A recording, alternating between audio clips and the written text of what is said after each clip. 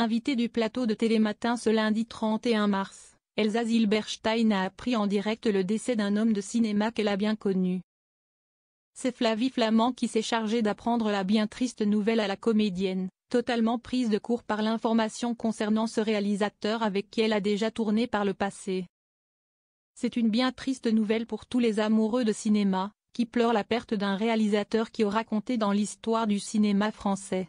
Comme on vient de l'apprendre, Yves Boisset s'est éteint, ce lundi 31 mars 2025 à l'âge de 86 ans, à l'hôpital de Levallois-Perret, où il était soigné depuis plusieurs jours.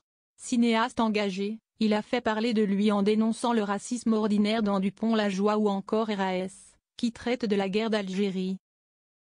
Après avoir tourné avec certains des plus grands, de Patrick Douar à Jean Carmet en passant par Michel Piccoli, le natif du 5e arrondissement de Paris avait abandonné le cinéma en 1991 au profit de la télévision.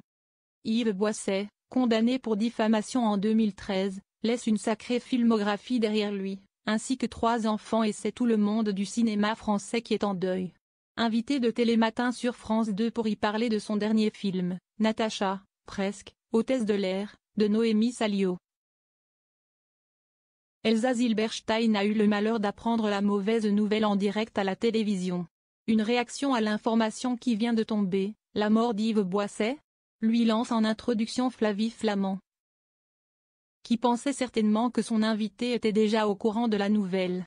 L'actrice de 56 ans semble alors complètement décontenancée avant de répondre simplement « Je ne savais pas ».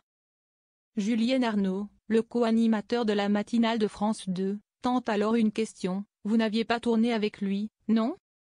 Elsa Zilberstein répond alors que si et en effet, celle qui vit dans un appartement parisien d'inspiration vénitienne précise par la suite qu'elle a tenu le rôle d'Antoinette, dans le téléfilm Jean Moulin, diffusé en 2002 et réalisé par le regretté cinéaste.